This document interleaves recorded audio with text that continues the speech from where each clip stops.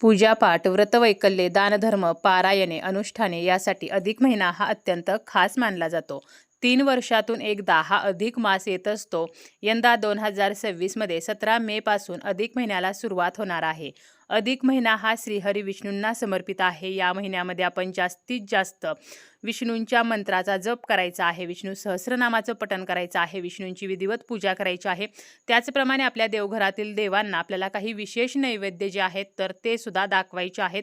काही खास नैवेद्य आपण अधिक महिन्यामध्ये बनवू शकतो आणि ते देवघरातील देवांना दाखवून त्यानंतर कुटुंबातील सर्व सदस्यांना ते प्रसाद म्हणून आपण देऊ शकतो.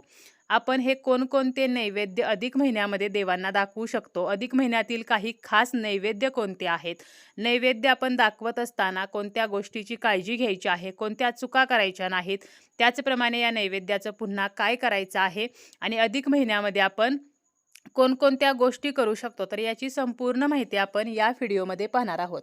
व्हिडिओला सुरुवात करण्या अगोदर तुम्ही जर चॅनलवरती नवीन असाल आणि पहिल्यांदाच माझे व्हिडिओ पाहत असाल तर चॅनलला सबस्क्राईब करा. व्हिडिओ माहितीपूर्ण वाटला, व्हिडिओ आवडला तर व्हिडिओला लाईक करा आणि व्हिडिओला हाईपसुद्धा नक्की द्या. अधिक महिना हा श्रीहरी विष्णूंना समर्पित आहे. श्रीहरी विष्णू हे या सृष्टीचे पालनकर्ते आहेत आणि अधिक महिन्याचे स्वामी हे श्रीहरी विष्णू आहेत. स्वतः विष्णूंनी अधिक महिन्याला पुरुषोत्तम हे नाव दिलेले आहे. त्यामुळे अधिक महिन्याला आपण पुरुषोत्तम मास असे सुद्धा म्हणत असतो. धोंड्याचा महिना, मलमास, तर अशा नावांनी सुद्धा अधिक महिन्याला ओळखले जाते. अधिक महिन्यामध्ये आपण श्रीहरी विष्णूंना काही भोग जे आहेत तर ते अवश्य अर्पण करायचे आहेत. आपल्याकडे जरी विष्णूंची मूर्ती नसेल, फोटो नसेल, तरी सुद्धा आपल्या देवघरामध्ये बाळकृष्ण असतात. प्रत्येकाच्या देवघरामध्ये बाळकृष्णांची मूर्ती असते किंवा विठ्ठल रुक्मिणी, प्रभू श्रीरामांची मूर्ती असते. प्रभू श्रीराम, विठ्ठल, त्याचप्रमाणे बाळकृष्ण, तर हे सुद्धा श्रीहरी विष्णूंचेच अवतार आहेत. त्यामुळे आपण यांची सुद्धा विधिवत पूजा ही अधिक महिन्यामध्ये करायची आहे आणि काही खास नैवेद्य आपल्याला बनवायचे आहेत. कोणकोणते नैवेद्य अधिक महिन्याचे खास नैवेद्य आहेत, तर त्यापैकी पहिलं आहे ते म्हणजे केशर मिश्रित खीर. केशर मिश्रित खीर जी आहे तर ती श्रीहरी विष्णूंना अत्यंत प्रिय आहे. अधिक महिन्यामध्ये आपल्याला ज्या दिवशी शक्य आहे तर त्या दिवशी आपल्याला ही खीर जी आहे तर ती बनवायची आहे. अधिक महिन्यामध्ये ज्या एकादशी येतात त्याला विशेष महत्त्व आहे. ज्या 2 एकादशी येतात तर त्याला कमला किंवा पद्मिनी एकादशी म्हटले जाते आणि ह्या दिवशी सुद्धा आपण खिरीचा नैवेद्य विष्णूंना अर्पण करू शकतो. फक्त एकादशीच्या दिवशी जर आपल्याला खीर बनवायची असेल तर आपल्याला तांदळाची खीर बनवायची नाही, त्याऐवजी आपण शेवयाची खीर बनवू शकतो. आणि इतर वेळेला आपण तांदळाची खीर जरी बनवली, म्हणजे एकादशी सोडून इतर दिवशी तांदळाची खीर बनवून त्यामध्ये थोडंसं केशर आपण मिक्स करून नैवेद्य जर आपण विष्णूंना दाखवला तर विष्णूंची कृपा आपल्याला प्राप्त होत असते. कारण विष्णूंना प्रिय असलेल्या नैवेद्यांपैकी केशर मिश्रित खीर हा एक नैवेद्य आहे. त्यानंतर दुसरा जो नैवेद्य आहे तर तो म्हणजे पंचामृत. पंचामृताचा सुद्धा आपण नैवेद्य दाखवू शकतो. जरी आपल्याला काही करणे शक्य झाले नाही तरी सुद्धा आपण गाईचं दूध घ्यायचं आहे, दही घ्यायचं आहे, तूप, मध आणि साखर, तर हे सर्व पदार्थ मिक्स करून पंचामृत बनवायचं आहे आणि आपल्या देवघरातील देवांना हा नैवेद्य दाखवायचा आहे. त्याचप्रमाणे आपण जेव्हा नैवेद्य दाखवतो त्यावेळेला त्या नैवेद्यावरती तुळशीपत्र आवर्जून ठेवायचं आहे. जेव्हा आपण विष्णूंना नैवेद्य दाखवतो तर विष्णू तुळशीशिवाय नैवेद्य स्वीकारत नाहीत. त्यामुळे विष्णूंना जो नैवेद्य आपण अर्पण करतो त्यावरती तुळस जी आहे तर ती ठेवायचीच आहे. परंतु जेव्हा आपण गणपती बाप्पांना नैवेद्य दाखवतो त्यावेळेला मात्र तुळस जी आहे तर ती ठेवायची नाही. तसेच पुरणपोळीचा जो नैवेद्य आहे तर तो सुद्धा आपण अधिक महिन्यामध्ये करू शकतो. खास करून अधिक महिन्याची जी पौर्णिमा आहे ही पौर्णिमा 3 वर्षातून एकदा येते. पौर्णिमा तिथी ही माता लक्ष्मी आणि आपल्या कुलदेवीला सुद्धा समर्पित असते. त्यामुळे पुरणपोळीचा नैवेद्य आपण अधिक महिन्यातील पौर्णिमेला आवर्जून बनवू शकतो आणि देवघरातील देवांना तो दाखवू शकतो. यानंतर आहे तो म्हणजे शिरा. रव्याचा शिरा किंवा बेसनाचा शिरा हा सुद्धा अधिक मासातील खास नैवेद्य आहे. आपण जर बेसनाचा शिरा अधिक महिन्यामध्ये श्रीहरी विष्णूंना अर्पण केला तर विष्णूंचे आशीर्वाद आपल्याला प्राप्त होत असतात. किंवा मग आपण रवा, साखर आणि तुपाने बनवलेला शिरा जो आहे तर याचा सुद्धा नैवेद्य आपल्या देवांना दाखवू शकतो. अत्यंत सात्विक असा हा साजूक तुपातील शिऱ्याचा नैवेद्य असतो. त्यामुळे आपल्याला साजूक तुपातील शिऱ्याचा जो नैवेद्य आहे तर तो सुद्धा अधिक महिन्यामध्ये बनवायचा आहे.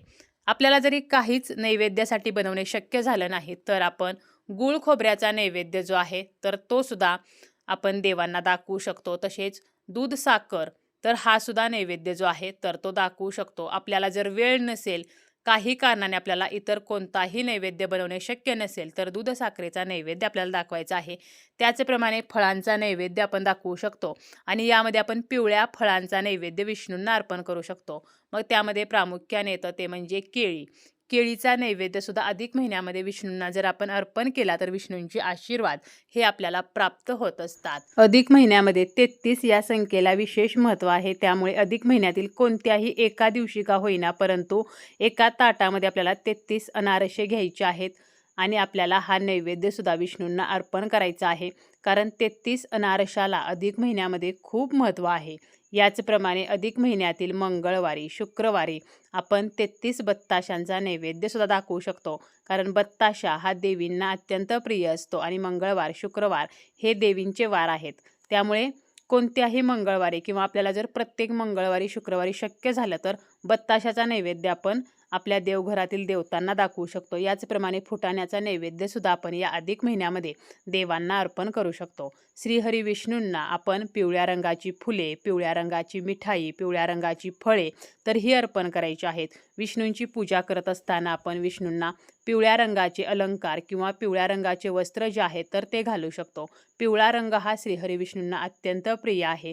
त्यामुळे आपण जेव्हा देवपूजा करतो तर यामध्ये आपल्याला पिवळ्या रंगाचा जास्तीत जास्त वापर करायचा आहे. म्हणजे आपण देवघरासमोर पिवळ्या रंगाची रांगोळी काढू शकतो. त्याचप्रमाणे विष्णूंना पिवळ्या रंगाचे वस्त्र घालू शकतो.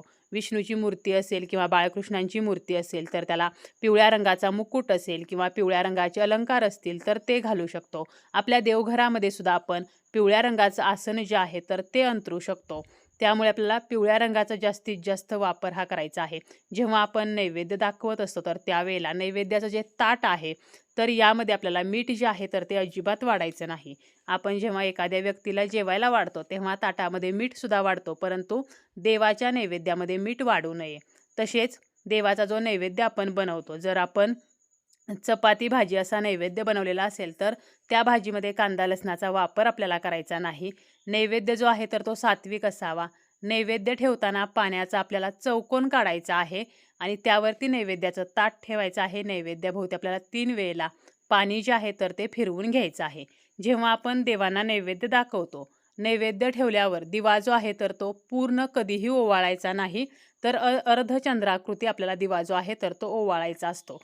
नैवेद्य देवासमोर 5 ते 10 मिनिटे ठेवायचा आहे आणि त्यानंतर तो उचलायचा आहे. फळे वगैरे ठेवली तर आदल्या दिवशी ठेवलेली फळे दुसऱ्या दिवशी आपण उचलली तरी चालतील, परंतु इतर जेव्हा आपण नैवेद्य ठेवतो 5 ते 10 मिनिटांनी ते ताट उचलायचं आणि तो जो नैवेद्य आहे तर तो घरातील सर्व सदस्यांना प्रसाद म्हणून द्यायचा आहे. बऱ्याच वेळेला आपण आज सकाळी देवपूजा करताना नैवेद्य ठेवतो, जो दुसऱ्या दिवशी सकाळी उचलतो आणि फेकून देतो. हे चुकीचे आहे.